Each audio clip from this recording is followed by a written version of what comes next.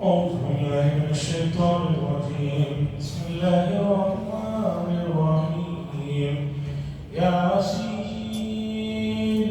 والقرآن الحكيم إنك لمن المرسلين. حضرات، قرآن مجید کی یہ سورت جس کی تلاوت میں نے ابھی کی سبھی کو معلوم ہے، یاسین بڑے فضائل والی سورت ہے۔ اس کے فضائل میں جو روایتیں ہیں وہ اس طرح کی ہیں کہ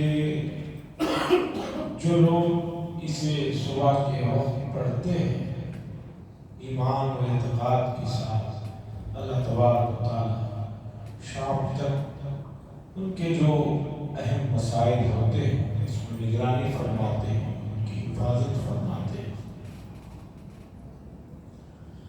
اسے قلب القرآن کہا گیا، قرآن کا دل کہا گیا، اور بعض روایتوں سے معلوم ہوتا ہے کہ یہ قرآن کا 1/3 حصہ 30 پارے، تو اسے قرآن کا 1/3 حصہ 3 حصوں میں کسی چیز کو بانٹا جائے تو اس کا ایک حصہ سورہ یاسین کو کہا گیا۔ اب آئیے کہ یہ جو فضائل ہیں، اس کے جو مناقب ہیں، کیوں ہیں، اس کے اندر کیا مضامین ہیں، اسے سمجھنا ہے۔ یاسین اسی طرح حروف مقطعات ہیں، کہیں الف لام میم طاسین حامیم قاف نون، حروف مقطعات ہیں قرآن میں بہت سی سورتوں کے شروع میں۔ جمہور مفسرین یہ کہتے ہیں کہ ان حروف کے کیا معنی ہیں یہ اللہ ہی بہتر جانتے ہیں، لیکن بعض مفسرین نے کچھ ان حروف کے معنی اور اس میں کچھ جو اشارے ہیں ان کے سلسلے میں کچھ چیزوں کو کہا ہے، لکھا ہے، لیکن وہ بھی کہتے ہیں یہ اشارے ہیں، یقینی طور پر یہ نہیں ہو سکتا کہ یہی اس کا اشارے کا مطلب ہوتا ہے۔ جیسے مثال کے طور پر پہلی سورت سورہ بقرہ الف لام میم، مفسرین نے لکھا ہے کہ الف سے اس میں اللہ کے نام کی طرف اشارہ ہے، اس کے بعد لام اشارہ ہے حضرت جبریل علیہ السلام کی طرف، اس کے بعد میم ہے اشارہ ہے محمد صلی اللہ علیہ وسلم کی طرف۔ گویا یہ اللہ کا کلام ہے جو جبریل علیہ السلام کے ذریعے سے محمد صلی اللہ علیہ وسلم پر نازل ہوا ہے، یہ اشارے ہیں۔ لیکن انہوں نے بھی یہ بات کہی ہے کہ یہی اس سے مطلب ہو سکتا ہے، اشارہ ہو سکتا ہے، ہم نہیں کہتے۔ اس لیے بڑے مفسرین ان حروف مقطعات کے بعد ایک جملہ لکھتے ہیں تفسیر میں، اللہ اعلم بمرادہ بذلک، اللہ ہی اس کے مراد اور اس کے معنی کو زیادہ بہتر جانتے ہیں۔ یاسین یہ کہا جاتا ہے کہ یہ رسول اللہ صلی اللہ علیہ وسلم کے صفاتی ناموں میں سے بھی ایک نام۔ بہرحال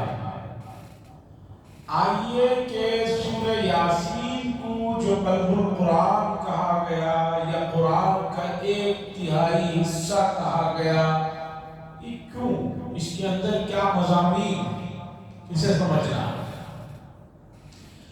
دیکھیے پورے قرآن مجید میں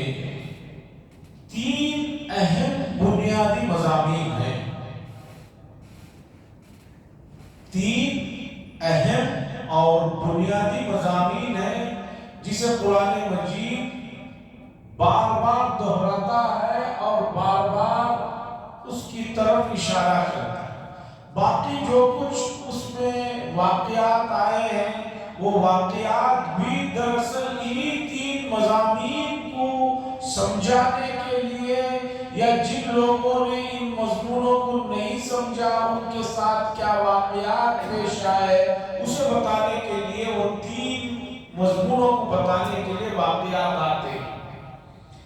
باقی کچھ احکام ہیں کہ بھی اللہ کی طرف سے احکام ہے کہ تمہیں یہ کرنا ہے، یہ نہیں کرنا ہے، یہ اس طرح زندگی کرنا ہے۔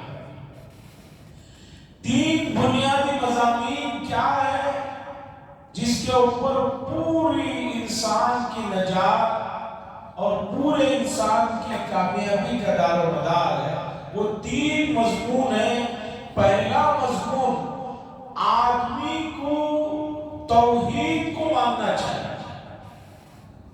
آدمی توحید کو اپنا ہے، یعنی ایک اللہ کی ذات ہے اور جو کچھ ہے سب اسی کی ذات سے سب چیزیں جڑی ہوئی ہیں، اسی ذات سے سب کچھ ہو سکتا ہے، باقی کسی سے کچھ نہیں ہو سکتا۔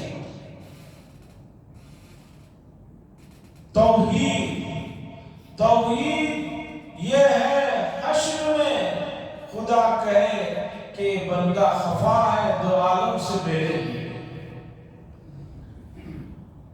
جتنے واقعات قرآن میں بتائے گئے جس میں نہ ماننے والوں پر عذابات کا تذکرہ ہے، یا اسی طریقے پر جو مثالیں دی گئی اس میں یہی بات سمجھائی گئی کہ لوگوں یہ ایک اللہ کو مانو اور یہ ایک اللہ کی سنو اور یہ ایک اللہ کو راضی کرنے کے اوپر اپنا پورا فوکس کرو، اس میں تم کامیاب ہو سکتے۔ آج 23ویں پارے کی تلاوت میں بالکل آخری آیت سے پہلے ایک آیت آئی جس میں اللہ نے بتایا توحید اور شرک کی مذمت، توحید کے فضائل اور شرک کی مذمت، اور توحید اور شرک کے درمیان کے فاصلے کو اللہ نے بتایا۔ کیا کہ یوں سمجھو ایک غلام ہے، پہلے زمانے میں جنگ میں کسی کو پکڑ کر لاتے فروخت کر دیتے، اب وہ غلام رہتا ہے۔ یہ غلام ہے جسے کئی جھگڑالوں قسم کے لوگوں نے خریدا ہے۔ ضرب اللہ مثلا عبدا متشاکسون، یہ غلام فروخت ہو رہا تھا، 5-6 آدمی تھے، چونکہ قیمت زیادہ تھی تو 5-6 آدمیوں نے پارٹنرشپ میں غلام کو خرید لیا۔ اب وہ جو غلام جسے 5 یا 4 یا 3 آدمیوں نے خریدا ہے، وہ تینوں جو ہے ان کی طبیعت انتہائی جھگڑالو قسم کی طبیعت ہے، تینوں بڑے ہی ناہنجار قسم کے لوگ ہیں۔ اب وہ تینوں یا 5 یا 4 جتنے بھی مشترک اس غلام کے مالک ہیں، وہ سب یہ کہتے ہیں غلام سے کہ تم صرف مجھے خوش کرنے کی فکر کرو، صرف میری خدمت کرو۔ اب غلام یہاں خدمت کر رہا ہے تو وہ آواز دیتا ہے، چونکہ اس نے بھی پیسے دیا ہے خریدنے کے لیے، وہ اس کے پاس جاتا ہے تو وہ کہتا ہے کہ بھئی صرف میری خدمت کرو، ہمیشہ مجھے خوش کرنے کی فکر کرو۔ ابھی دوسرے سے نہیں نمٹا، تیسرا آواز دیتا ہے، اس سے نہیں نمٹا، چوتھا دیتا، اس سے نہیں نمٹا، 5واں دیتا ہے۔ اب آپ بتائیے کہ یہ غلام جو 4-5 جھگڑالو قسم کے مالکوں کے ہاتھ میں پھنسا ہوا ہے، کیا وہ مطمئن زندگی جی سکتا ہے؟ کیا وہ سکون سے رہ سکتا ہے؟ کیا وہ کسی بھی طرح ان 4-5 کو خوش کر سکتا ہے؟ بلکہ 2 کو بھی نہیں خوش کر سکتا، اس لیے کہ اس کے پاس رہو تو وہ اس کی برائی کرتا ہے، وہ مالک کہتا ہے کہ اس کے پاس مت جاؤ، صرف مجھے زیادہ سے زیادہ وقت دو۔ ابھی یہاں سے نکلے گا تو وہاں بھی جانا ہے، اس کے پاس جاتا ہے تو وہ کہتا ہے مجھے خوش رکھو، میری زیادہ فکر पास वक्त मत दो। अब बताइए कि गुलाम जो 4-5 में या 2 में कम से कम फंसा हुआ है और 5 के अलावा 50 में फंसा हो तो उसकी और परेशानी कितनी हो सकती है आप सोचिए।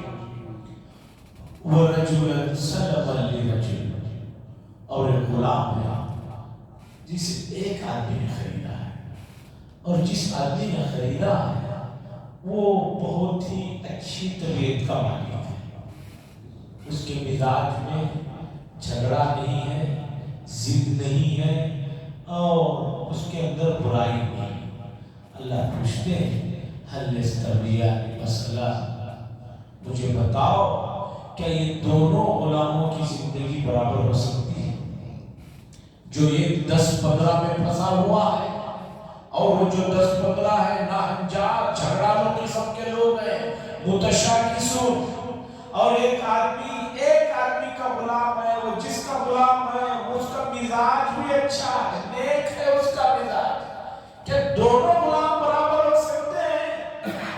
सब कहेंगे नहीं हो सकते। अल्लाह ने बताया यही तौहीद और शिर्क का मसला है। जो लोग शिर्क में फंसे हुए हैं वो कभी सुकून से नहीं रह सकते, इसलिए कि उनको ये नहीं 50 मामूलों को खुश करना है। 50 तो मैं कम कह रहा हूं, वरना कितने मामूद हैं इनको खुद भी उसकी तादाद का इल्म है। जो लोग शिर्क में पड़े हुए हैं 10,000 है मामूद, 20,000 है, 3 लाख है, 33 लाख है, खुदा जाने कितने। और एक आदमी मुवाहिद है, एक अल्लाह को राजी करता है। बताओ कि तौहीद ये असल है और ये सुकून का रास्ता है, ये शिर्क में मुब्तला होना ये सुकून का रास्ता है। जाहिर सी बात है कि सब आदमी यही कहेंगे कि तौहीद सबसे आसान रास्ता है। तो अल्लाह ने बताया लोगों ये अल्लाह को राजी करने की फिक्र में लग जाओ, बाकी वो देख लेगा। जो जो तुम्हारे से खफा हो रहे हैं, नाराज हो रहे हैं, वो एक जात जिसके कब्जे में सब कुछ है वो देख ले। तो यासीन को जो कल्बुल कुरान कहा गया, कुरान का जो दिल कहा गया, उसकी वजह यह है कि यासीन के अंदर 3 मजमून है जो पूरे कुरान के 3 अहम मजमून है। पहले तौहीद का मजमून है, दूसरा मजमून है यासीन सूरत के अंदर रिसालत। एक आदमी की कामयाबी के लिए हजरत मोहम्मद रसूलुल्लाह सल्लल्लाहु अलैहि वसल्लम को रसूल मानना जरूरी है। नहीं मानेगा वो कामयाब भी नहीं हो सकता और मोमिन भी नहीं हो सकता। भाई अल्लाह का पैगाम तुम तक आया किसके जरिए से? रसूलुल्लाह सल्लल्लाहु अलैहि वसल्लम। तो अब रसूलुल्लाह सल्लल्लाहु अलैहि वसल्लम को अगर तुम रसूल नहीं मानोगे, उनको अल्लाह का कासिम नहीं मानोगे, तो समझो कि तुम कामयाब नहीं हो सकते। यहूद क्यों कामयाब नहीं है? उन्होंने रसूलुल्लाह सल्लल्लाहु अलैहि वसल्लम को नहीं माना। नसारा क्यों कामयाब नहीं है? हालांकि वो कहते हैं कि हम मुवहिद हैं, क्यों नाकाम है? इसलिए कि उन्होंने रसूलुल्लाह सल्लल्लाहु अलैहि वसल्लम को नहीं माना। अब छोड़िए उनको जो दूसरे फिरके, अब उम्मत को लीजिए जो उम्मत के कहती है कि मैं रसूलुल्लाह सल्लल्लाहु अलैहि वसल्लम को मानता हूँ, कलमा भी पढ़ता हूँ, नमाज में भी उनका नाम लेता हूँ, सब करता हूँ। लेकिन प्रैक्टिकल लाइफ में आप देखिए कि रसूलुल्लाह सल्लल्लाहु अलैहि वसल्लम की अहमियत उम्मत के नजदीक वो नहीं है जो होनी चाहिए।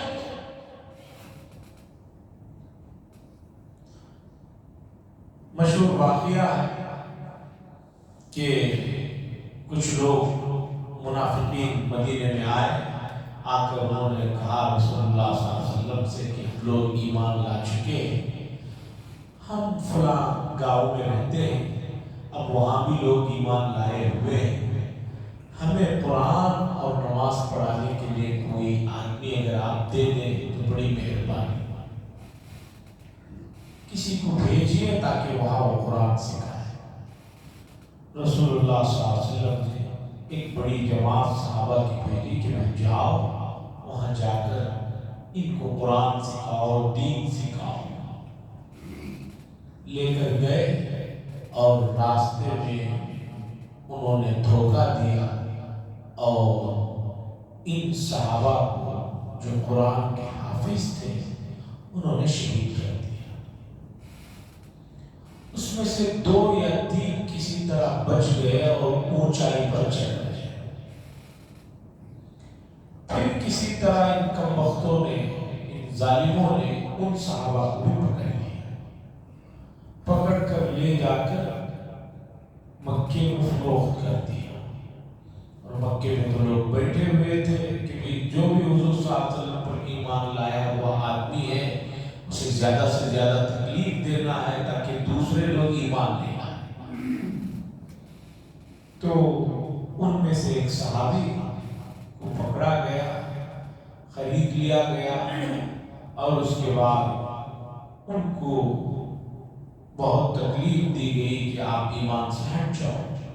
انہوں نے کہا ایمان تو چھوڑو گا۔ اس کے بعد ان کو سولی پر لٹکانے کے لیے پوری تیاری کر لی گئی۔ اس درمیان مکے کے ایک مشرک نے کہا کہ یہ بتاؤ اگر ہم تمہاری جگہ رسول اللہ صلی اللہ علیہ وسلم کو نعوذ باللہ سولی پر لٹکا دے تو تمہیں اپنی جان ان کے بدلے میں بچانا کیسا رہے گا؟ ان صحابی نے کہا میری اپنی جان بچ جائے اور اس کے بدلے میں رسول اللہ صلی اللہ علیہ وسلم کو مدینہ منورہ میں پاؤں میں کانٹا چبھے، مجھے اس کے لیے بھی میں تیار نہیں۔ پھر جب وہ رونے لگے تو مشرکین نے سوچا کہ شاید ڈر گئے، کہا کیا جان کی محبت میں رو رہے ہو؟ ابھی بھی جو ہے ایمان سے پھر جاؤ تمہیں چھوڑ دیں گے۔ انہوں نے کہا ارے ظالموں، جاہلوں، میں اس لیے نہیں رو رہا ہوں کہ تم مجھے سولی پر چڑھا رہے ہو، اس لیے رو رہا ہوں کہ اللہ نے صرف ایک جان دی ہے، اگر ہزاروں جانیں دی ہوتی تو میں اس طرح 1000 مرتبہ سولی پر چڑھنے کے لیے تیار ہو جاتا، اس کے لیے رو رہا ہوں۔ یہاں اس واقعے میں ان صحابی نے کہا کہ میری جان بچ جائے بدلے میں رسول اللہ صلی اللہ علیہ وسلم کے پیر مبارک میں کانٹا بھی چبھے مجھے برداشت نہیں۔ محبت کی یہ انتہا ہے۔ حضرت اویس قرنی رحمہ اللہ جو سب سے بڑے تابعین مانے جاتے ہیں، تابعین میں سب سے بڑا درجہ ہے، ان کے سامنے جب ذکر آیا کہ رسول اللہ صلی اللہ علیہ وسلم کی احد میں جو شرکت فرمائی تھی جن میں، اس میں دشمنوں نے جو حملے کیے جس میں حضور صلی اللہ علیہ وسلم کے دندان مبارک سامنے کے دانت جھڑ گئے تھے، تو حضرت اویس قرنی رحمۃ اللہ علیہ کی محبت کا عالم دیکھیے، انہوں نے پورے اوپر کے دانتوں کو گرا دیا، نکال دیا۔ لوگوں نے کہا کیوں؟ کہا مجھے نہیں معلوم رسول اللہ صلی اللہ علیہ وسلم کا کون سا دانت شہید ہوا تھا اور اوپر کے دانتوں ہی کی ضرورت ہے۔ قیل و قال نہیں کرتے تھے۔ حضرت عمر بن خطاب رضی اللہ تعالیٰ عنہ آئے ایک مرتبہ مدینے میں آپ کے سامنے، تو آپ کے اوپر جو کپڑا پڑا ہوا تھا حضور صلی اللہ علیہ وسلم نے پوچھا یہ کس چیز کا کپڑا؟ انہوں نے بتایا کہ ریشم کا ہے، ایک جگہ سے تحفہ آیا ہے۔ حضور صلی اللہ علیہ وسلم نے فرمایا ریشم سلک مردوں کی سلک جو ہے جائز ہے۔ آپ نے فرمایا ریشم کا لباس جو آدمی دنیا میں پہنتا اللہ اسے آخرت میں جنت میں وہ لباس نہیں عطا فرمائے۔ اتنی بات ہوئی، اٹھ کر چلے گئے۔ حضرت عمر بن خطاب رضی اللہ تعالیٰ دوسرے دن آئے تو حضور صلی اللہ علیہ وسلم نے پوچھا کہ وہ کہاں ہے جو کل تم نے کپڑا پہنا تھا؟ انہوں نے فرمایا کہ یا رسول اللہ صلی اللہ علیہ وسلم آپ کی مجلس سے اٹھ کر گیا، راستے میں ایک تنور آگ جس سے روٹیاں بنائی جاتی ہیں، تنور خاص قسم کا ہوتا ہے، میں نے وہ کپڑا اس میں ڈال دیا۔ حضور صلی اللہ علیہ وسلم نے فرمایا اے عمر، ریشم کا کپڑا مردوں کے لیے حرام ہے، گھر میں بیوی بچیوں کو کچھ اس میں کپڑا بنا کر دے دیتے، کیوں آپ نے آگ میں ڈال دیا؟ تو عمر بن خطاب رضی اللہ تعالیٰ عنہ نے فرمایا یا رسول اللہ صلی اللہ علیہ وسلم، جس چیز نے آپ کو خفا کیا، جس چیز سے آپ ناپسند جسے کرتے ہیں، اب عمر کی کیا مجال کہ اس میں سوال جواب کرے یہ میرے لیے حرام ہے یا فلاں کے لیے جائز ہے، کیا ہے؟ اب اس چیز کو اس دنیا میں رہنے کا کوئی مطلب ہی نہیں ہے، اس لیے میں نے ڈال کر چلا۔ عزیزان گرامی، رسالت یعنی رسول اللہ صلی اللہ علیہ وسلم کو رسول ماننا اور اس طرح ماننا کہ آپ کی ہر بات کو اپنی بات پر ترجیح دینا، یہ پورا دوسرا مضمون ہے جو قرآن میں جگہ جگہ پر آیا ہے۔ پورے قرآن میں جگہ جگہ آیا ہے یہ مضمون کہ بھی رسول کو مانو، ان کی ہر بات کو اپنی بات پر ترجیح دو۔ 10ویں پارے میں ایک بڑی عجیب آیت ہے، اللہ فرماتے ہیں قُلْ إِنْ كَانَ آبَاؤُكُمْ وَأَبْنَاؤُكُمْ وَإِخْوَانُكُمْ وَأَزْوَاجُكُمْ وَعَشِيرَتُكُمْ وَأَمْوَالٌ اقْتَرَفْتُمُوهَا وَتِجَارَةٌ تَخْشَوْنَ كَسَادَهَا وَمَسَاكِنُ تَرْضَوْنَهَا أَحَبَّ إِلَيْكُم مِّنَ اللَّهِ وَرَسُولِهِ وَجِهَادٍ فِي سَبِيلِهِ فَتَرَبَّصُوا حَتَّىٰ يَأْتِيَ اللَّهُ بِأَمْرِهِ وَاللَّهُ لَا يَهْدِي الْقَوْمَ الْفَاسِقِينَ۔ اللہ فرماتے ہیں اے نبی صلی اللہ علیہ وسلم، آپ کہہ دیجئے لوگوں کو، اگر تمہیں اپنے ماں باپ، اپنے بیوی بچے، اپنی اولاد، اپنی تجارت، اپنا مال، اپنا یہ تمام چیزیں اللہ اور رسول سے زیادہ محبوب ہیں تو سمجھ لو تمہارے لیے ہلاکت ہے۔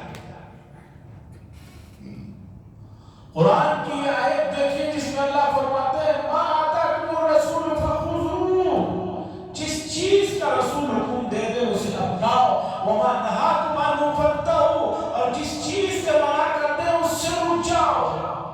اور کل 22ویں پارے میں آیت گزری، اس آیت کے ترجمے اور مطلب سے پہلے اس کے پس منظر کو سمجھیے۔ رسول اللہ صلی اللہ علیہ وسلم کے ایک غلام تھے حضرت اسامہ رضی اللہ تعالیٰ، ان کے بیٹے ہیں زید، لوگ ان کو رسول اللہ صلی اللہ علیہ وسلم کے بیٹے سمجھتے تھے، سب زید بن محمد کہتے تھے۔ پھر قرآن نے آیت نازل فرمائی جو لے بالغ ہیں ان کو ان کے والد کے نام سے ہی پکارا جائے۔ حضرت زید رضی اللہ تعالیٰ عنہ پر غلامی کا ٹھپا لگا ہوا تھا کہ غلام کے بیٹے ہیں، کیونکہ ان کے والد کو دھوکے سے پکڑ کر لایا گیا تھا تو ان کے اوپر غلامی کا ٹھپا تھا۔ اور عرب کے اندر قریش خاندان جو ہے وہ بہت بڑا خاندان تھا، ان کا بڑا اسٹیٹس تھا، وہ بہت اعلیٰ درجے کے لوگ شمار ہوتے تھے۔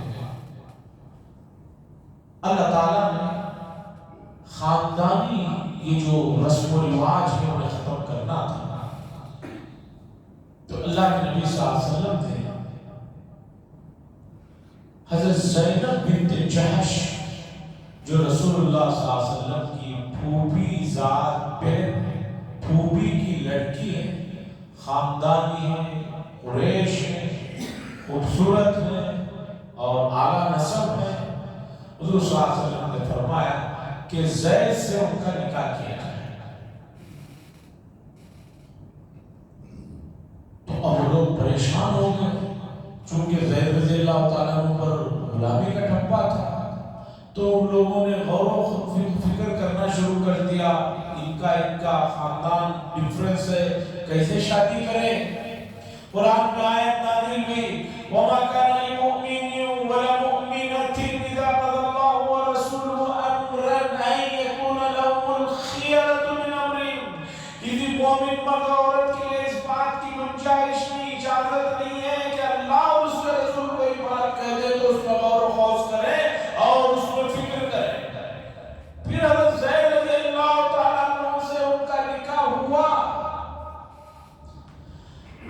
آج امت جو ہے فرقوں میں، خاندانوں میں، قبیلوں میں، اسٹیٹسوں میں اتنی بٹی ہوئی ہے کہ یہ چیز جو ہے امت کو آگے آنے نہیں دے گی۔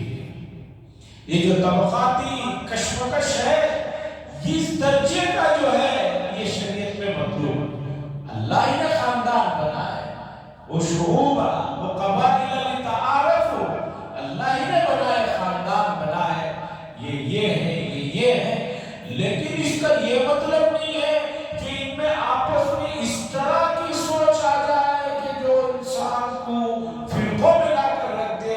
شریعت سے پسند نہیں۔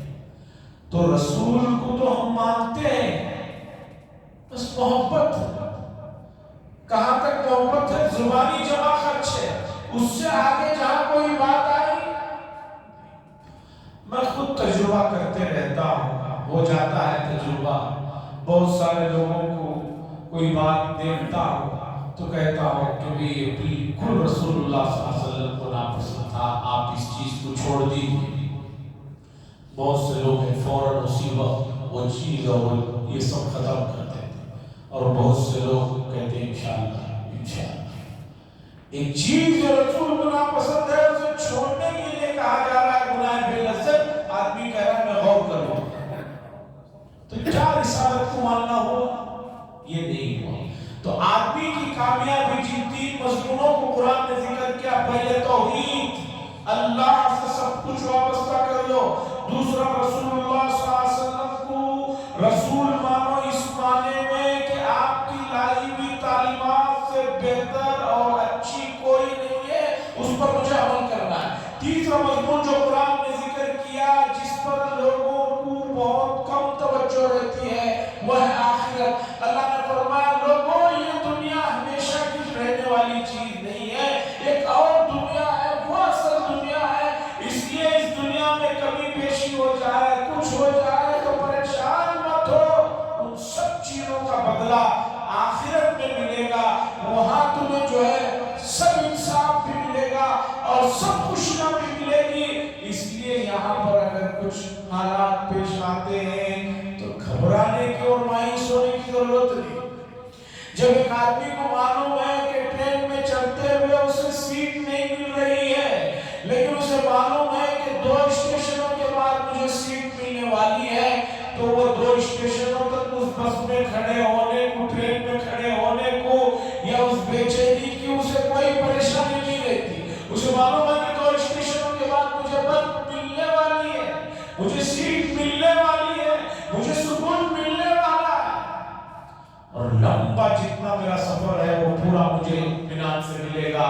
تو اسی طرح اللہ نے فرمایا لوگوں کوئی چیز تمہیں یا تمہاری پسند کے مطابق نہیں مل رہی ہے تو گھبراؤ مت، اس لیے کہ ہم نے دنیا لمیٹڈ انداز کی بنائی ہے، یہاں پر جو کچھ چیزیں ہیں وہ لمیٹڈ ہیں، تمہاری جو خواہشات ہیں، تمہاری جو اجمان ہے، تمہاری جو سوچ ہے وہ انلیمیٹڈ ہے، وہ انلیمیٹڈ چیزیں تمہیں جو ہے ہم نے آخرت میں دینے کا وعدہ کر رہے ہیں۔ اس لیے یہاں پر اگر کوئی اس طرح کے مسائل آئے تو گھبرانا، پریشان ہونا، مایوس ہونا اور نا امید ہونا نہیں ہے۔ تو تیسرا مضمون سورہ یاسین میں آخرت سے متعلق، اور اللہ نے خاص طور پر وہ بات بھی ذکر کی مکہ المکرمہ میں ایک انتہائی درجے کا شریر خبیث قسم کا مشرک تھا، وہ ایک پرانی ہڈی خبر سے لے کر آیا، لا کر حضور صلی اللہ علیہ وسلم کے سامنے اس طرح ہڈی کو کیا تو وہ ہڈی چور چور ہو گئی، تو اس نے کہا من یحیی العظام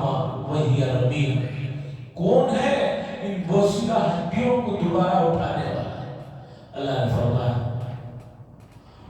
قال من يحيي العظام وهي رميم قل يحييها الذي انشأها اول مرة۔ اے نبی آپ کہہ دیجئے جس نے پہلی مرتبہ تمہیں پیدا کیا ہے وہی ذات تمہیں دوبارہ بھی بنائے۔ آخرت کا جن یقین نہیں ہوتا وہ اس طرح کی حرکتیں کرتے ہیں، انہوں نے لا کر اس طرح مذاق کیا۔ اللہ نے فرمایا آپ کہہ دیجئے انشأها اول مرة، جس ذات نے شروع میں بنایا وہ دوبارہ بنانے میں کیا ان کے لیے مسئلہ ہے، کوئی پریشانی نہیں ہے۔ تو یاسین کے اندر 3 مضامین ہیں، ان مضامین پر بنیاد ہے، اس لیے توحید، رسالت، آخرت کے مضمون کی کما حقہ، اس کے جو تقاضے ہیں اگر اسے ہم نے اپنا لیا تو سمجھیے کہ یاسین جو قلب القرآن ہے، دل جو قرآن کا دل ہے، وہ آپ کے اندر منتقل ہو گیا۔ اور اگر پتہ چلا کہ آپ نے ان مضامین کو، ان 3 مضامین کو نہ سمجھا، نہ اس کے تقاضوں پر عمل کیا، تو سمجھیے کہ یاسین آپ پڑھتے رہیں گے لیکن جو اس کی حقیقت ہے وہ آپ تک نہیں آئے گی۔ اللہ سے دعا فرمائے اللہ تعالیٰ اس مسئلے کو سمجھنے کی اور اس کے تقاضوں پر عمل کرنے کی توفیق نصیب فرمائے۔ وآخر دعوانا الحمدللہ رب العالمین، لک الحمد ولک الشکر، اللہم صلی علی سیدنا شفیعنا نبینا حبیبنا مولانا محمد بارک وسلم، ربنا آتنا فی الدنیا حسنہ وفی الآخرۃ حسنہ وقنا عذاب النار، صلی اللہ تعالی وسلم علی